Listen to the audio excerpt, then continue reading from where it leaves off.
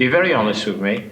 What was the feeling on the coach coming back with the players? I imagine you hear a little bit, you get a feeling of what was there. Was that still level of determination that was going in the great run that took over from the poor run? Yeah, I think so. I think that first of all that you subdued because in the immediate aftermath of the game, you've lost the game and we are unbelievably deflated.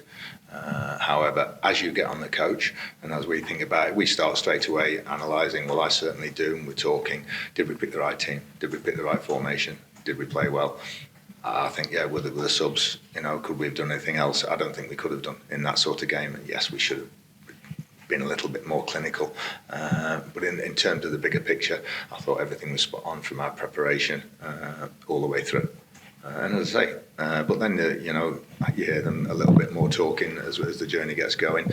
We stopped for a beer. I think we stopped at the only garage that wouldn't sell beer at one stage, so that summed up the day. So, the lads have a beer, won't do them any harm. Just relax a little bit and then get focused for next Saturday. It's not too feminine a point to put it, but in a way it's like arm wrapped round now, isn't it? In some ways, with each other and together. Definitely with each other. And it is arm wrapped around, and also to be honest and keep being honest with them. I think that's the thing in saying, yeah, we'll put an arm around you, everything, but you've got to do it. We're not mollycoddling you if you don't do your jobs. And there's certain elements we still look at and we think, well, you have to do better, that, and that. And we'll protect you and we'll support you and we'll work with you. We'll give you days off, we'll give you rest at this stage of the season. All they need really is ticking over the lads who are playing. And getting ready for the games, mentally and physically. In some ways, is this one of the biggest challenges that you face now? This four games? Yeah, in some ways. I think when you're fighting relegation, we've said it's a different ball game altogether. It's a different set of challenges. When you're trying to get a team who's been losing games to lift it in the last four, we've played well for the last, I would think, 4 or 5 months. Our performances have been at a very, very good level and standard, hence the run that we've had to go from second from bottom to challenge in the playoffs. So we just want to continue that, and we'll be reminding the players of that. We're a good team. We've got some very good players. All the managers tell us all the time, I tell you what, you've got some good players, you've got some good experienced players, and we have. I thought Ollie Hawkins was outstanding at centre-half yesterday. We've got Perchie doing his job as normal, We've missed Rhys Oates, without a doubt. He's our most dangerous player, especially away from home when you need that bit of pace. We've missed him. Hopefully he'll be back for the 4 games and that'll make a difference. Now, Crawley, side, I think 12th place at the moment, they're almost out of any chance. It would be a real outside chance if they reach the playoffs, but you play them at a time when it's the last chance saloon for them by staying in it. Yeah. We're on the banana skin again. We are, yeah, especially with a team like Crawley, because they are, I think after the game I said, they're one of the most underrated teams. They play in a certain way where they've all got some good technical footballers for League Two, and I think down there it showed. First half we dominated, and second half, despite us winning the game, they came out and played some really good stuff. They're playing to feet, the movement's good, rotate the players and everything. I think as good as anything. I love the way that John tries to get them to play, and I think with the run that they're having, if the season had gone on another few weeks, I think they would have been serious challenges for the playoffs.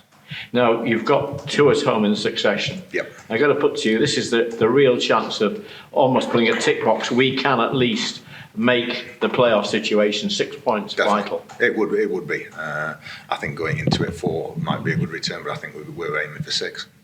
But if you end up with 4, we're still in there and we're still fighting. With the other teams playing each other as well, that's going to be important over the next couple of weeks. But I think these next 2 home games, we've just got to keep playing. It's not a bounce back situation, because from Carlisle we've got nothing to bounce back from because it was a good performance. Physically, I want to keep those sort of levels high and just win. I think when you've had back-to-back defeats, it's crushing at this time of the season. So you've got to bounce back and just win 1 game, and that's Crawley Saturday. Brilliant, thank you. Michael.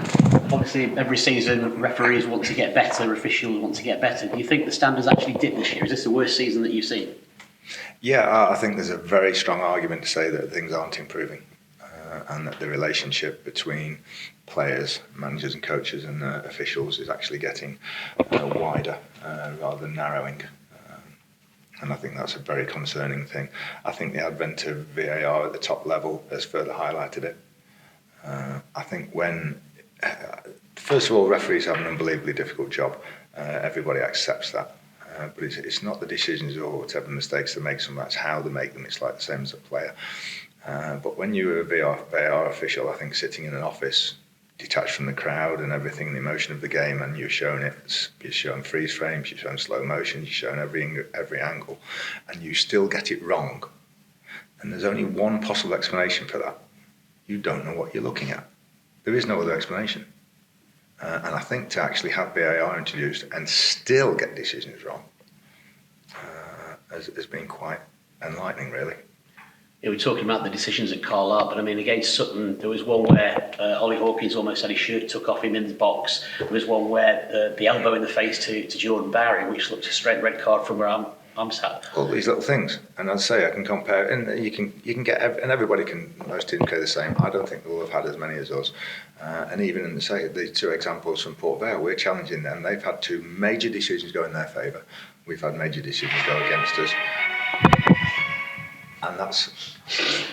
And that's the difference. And I think when you get such experienced journalists who come in and leave the phone on, shocking. I think that's up there. Is that the BBC again? I think that's up there with any refereeing problem. Saturday Crawley, it's very much get out there on the front foot, isn't it, and take the game to them. Just like we did at Carlisle. Just continue in exactly the same vein as Carlisle. The only reason Carlisle had a chance in the second half was because on the break.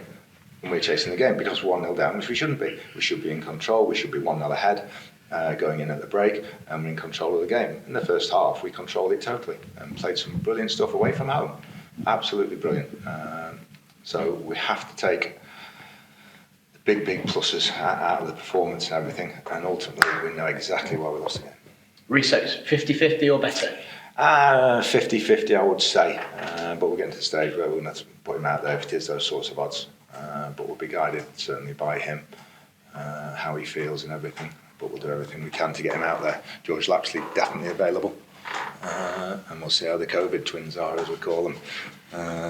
Hopefully they've got a couple of days, 2-3 days away, just stay away, and also recover, because anybody who's had it will tell you it's quite debilitating, and that's with not doing anything. People are up and down with it. Let's say Steve McLaughlin, George Myers came on Friday with it, and then came on again. And then Steve McLaughlin just played 70-odd minutes with it. And I wish I could have this rule as well about the substitute not coming off at the halfway line, because he had to walk halfway around the pitch, and we didn't think he was going to make it at one stage. He looked that tired. He looked absolutely dead on his feet. But I just want the supporters to know as well, we haven't released that that's what they've had. But this is what the lads are doing. And they can't. Honestly, they can't. We're frustrated or whatever. We should be in the top 7 and close to the top 3. We know that. But at this moment in time, players can't do any more for them. Lovely.